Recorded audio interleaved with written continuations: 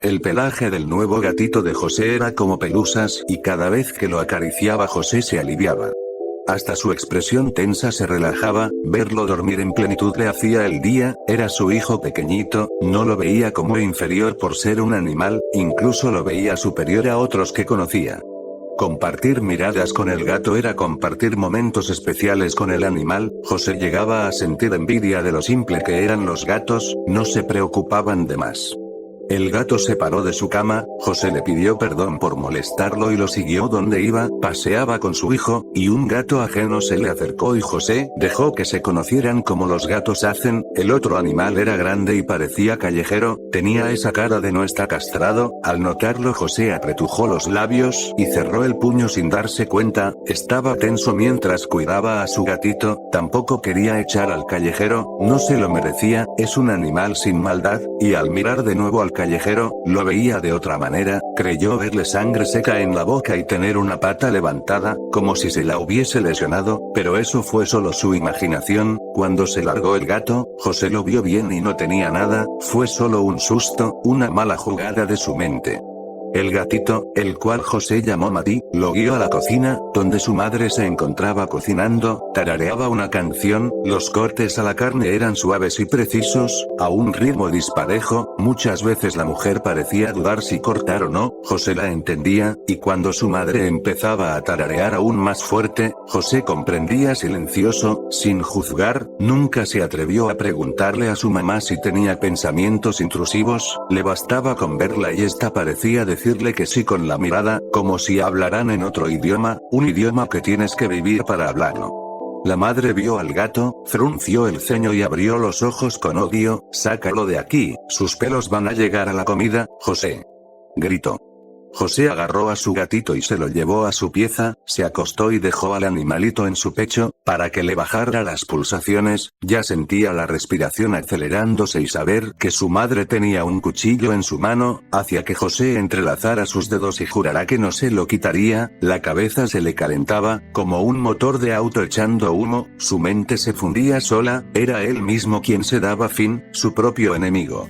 El gatito tan inocente no sabía que su dueño dependía de él, el gatito solo tenía amor para dar y su dueño necesitaba que le quitara el odio, lo quería como un amuleto. José sentía una fuerza gravitacional hacia su mascota, cada vez que lo veía y entre más se le acercara más fuerte se volvía y José se sentía aliviado y que el gato pareciera no entenderlo era mejor, no se entrometía, solo ayudaba con bondad pura. Y así pasaron los días, y hubo uno en el que José volvía del colegio y con una fuerza mental solo dada por la experiencia, batallando el niño logró entrar a su casa solo queriendo estar con su mascota. Todo era mejor después de estar con el animalito.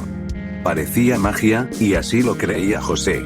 El niño caminaba por su casa buscando a Mati, y pensaba en que podía entender a los gatos a la perfección, sabía cómo se conocían, cómo jugaban, cómo se asustaban o cuando querían regalonear, pero no podía comprender a sus pares, como si una parte de su cerebro lo bloqueara.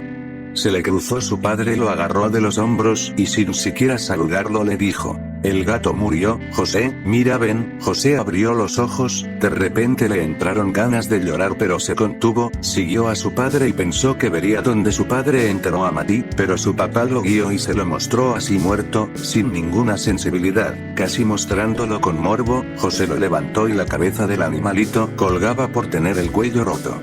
Así me lo encontré, ayúdame a enterrarlo. Llegó la mamá, estaba sollozando. Oh, Gabriel, ¿qué hiciste? El padre dio una mirada fulminante a su mujer, la que después dijo: ¿por qué se lo muestras así? Eres horrible, y se largó. Esa noche José lloró hasta dormirse. Cada día que le siguió a este fue como si una espiral se lo tragara, y entre más se adentraba más se aceleraba esta espiral de odio. Esto tenía que terminar o acabaría mal, José lo sabía, parecía que atraía los pensamientos malos, se decía a sí mismo que esos pensamientos no eran suyos, no pueden ser de él si son imágenes tan violentas, él no es así. Entonces se le ocurrió que él atraía de alguna manera este tipo de maldad, y recordó que con su gato todo pasaba, junto a Mati se sentía como debería de sentirse. José tuvo una idea. Si su gato lo tranquiliza es porque él se llevaba esa energía oscura, y un animal tan pequeño no podía soportar tal magnitud de energía, lo que lo llevó a morir tan violentamente, absorbió la oscuridad de José y manifestó su propia muerte.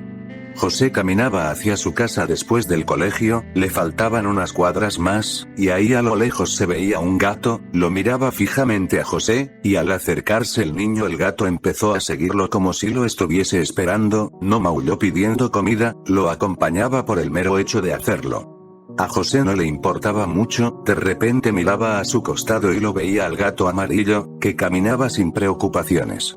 En un momento miró al gato y este pareció sonreírle, mostrando los dientes y achinando los ojos. José se extrañó pero lo dejó así, se dijo que fue su imaginación.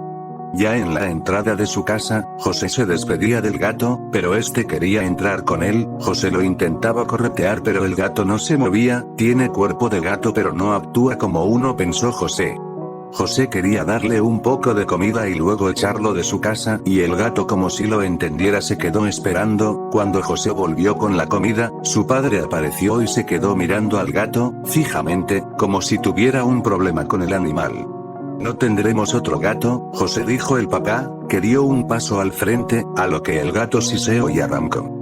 Ya era de noche y un ruido despertó a José. En su estado medio despierto pensó que era Mati quien hacía ruido afuera, por lo que abrió la ventana y el gato callejero de antes saltó al marco de la ventana y se posó enfrente del niño, y de una manera extraña el gato sonreía. José le acarició la espalda y el gato dio un maullido que más bien era un alarido, y lo que José escuchó después nadie se lo creería. El gato habló en su idioma y suavemente dijo: «Es tu padre, él es», y se bajó de la ventana y se largó. José quedó perplejo, no se movía y quedó mirando a la nada, todavía procesando. Estaba solo, pensó que se lo imaginó y aterrado, se fue a dormir repitiendo en su cabeza que se lo había imaginado. En la mañana lo despertó su mamá, tenía que ir al colegio, y lo apuraba ya que ella tenía que ir a su trabajo. José se subió al microbús y estaba todavía pensando lo de anoche, y está tan ensimismado que se le fue la parada, pero no le importó, siguió de largo y 50 minutos después se bajó donde se subió al microbús. No iría al colegio, decidió volver a su casa.